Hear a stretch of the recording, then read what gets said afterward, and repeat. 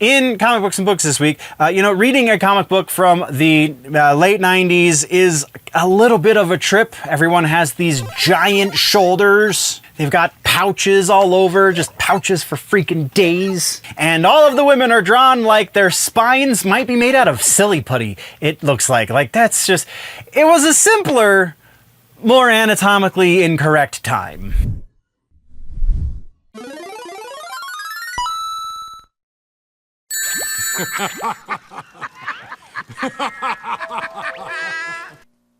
Hello, nerds. Welcome to the Clips channel. This is a clip, as if the channel name was not specific enough. This clip specifically comes from a show that I do over on the main channel called The Week in Nerddom. We are going to be talking about comic books and books, very specifically in this clip. So news from the last week that has to do with everything comic books and books. Generally more on the comic book side, because the books side of things is kind of a little bit more slow going when it comes to nerdy content, but we do still cover it.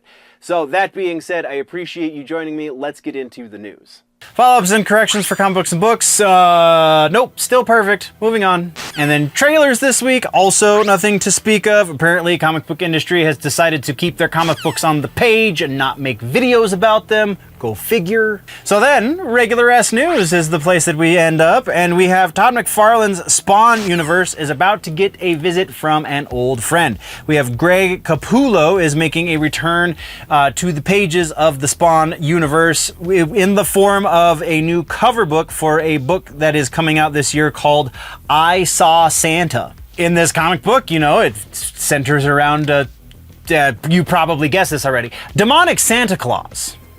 DC Comics, not to be outdone by the movies, is at it again, revealing yet another Kryptonian secret that is said to rival the parentage revelation from the movies, which honestly I'm really not even going to spend the time to spoil for you, because who's keeping up with it really, and like, does it really matter at this point? Because I'm not saying that because I don't like comic books anymore, because I do still buy comic books, just not so much DC currently. But either way, the reason it doesn't really matter is because it'll just be retconned in a month anyway. I don't know, if you really must know, it's something to do with like sun crystals or something and extra Superman powers, and it's just a little ridiculous, I think. And then for us 90s kids, this one's for you. There is a new Dynamite Entertainment book that has been announced that is the Gargoyles Winter Special, coming out this winter in 2025. Yes, that is right. You heard me correctly. Gargoyles are absolutely still a thing,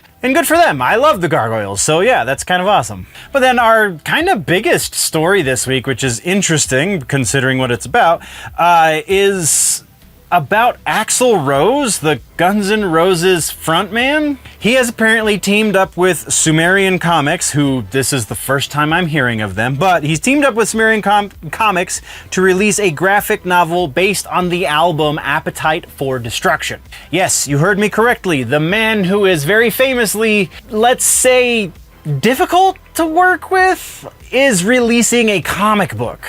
The book promises to delve into the stories and themes from the songs that derive from the one of the greatest rock and roll albums of all time. I honestly have no idea if this is going to be a masterpiece or an absolute train wreck. But one thing I am absolutely certain of, and much like Axl in the 80s, it's definitely not going to be boring. I am also morbidly curious about how they're going to translate the song Welcome to the Jungle into comic panel form. That's what we got for regular-ass news. Let's talk suggestions this week. If you want to read a DC Comics event where the villains actually come out on top, then might I suggest Forever Evil. It is a story arc that happened 2013 to 2014, wherein the crime syndicate from Earth 3, which is the evil version of the Justice League, in case you didn't know, well, they basically invade Earth Prime and win. at least for a while. It is actually kind of a dark yet still rather fun ride that puts Lex Luthor in like front and center as the hero, in spite of however he might feel about that. Honestly, when it came out, it got a lot of flack, but going back and reading it recently, it gives you all of the what if the villains won vibes that you could really ask for out of a comic book. So go check out Forever Evil. That is your suggestion for the week. All right, look, I get it. I know your attention span is shot, which is why you're here digesting just this one clip.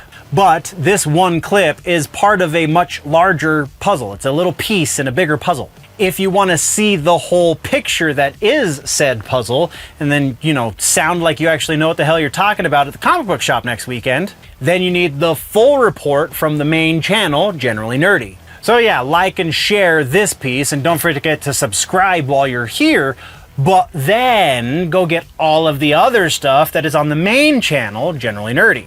Until then, back to the thing. Thank you very much, nerds, for tuning in. If you want to level up your nerdy, geeky, pop culture knowledge, then don't forget to subscribe and do all of the things. Go check out the main channel, Generally Nerdy, for the larger portion. Again, you get all of the sections into one convenient video over on Generally Nerdy. The name of the show is The Week in Nerddom. Thank you for checking out this clip. We will see you next time. Before we go, though, always remember that if it's generally nerdy, probably here.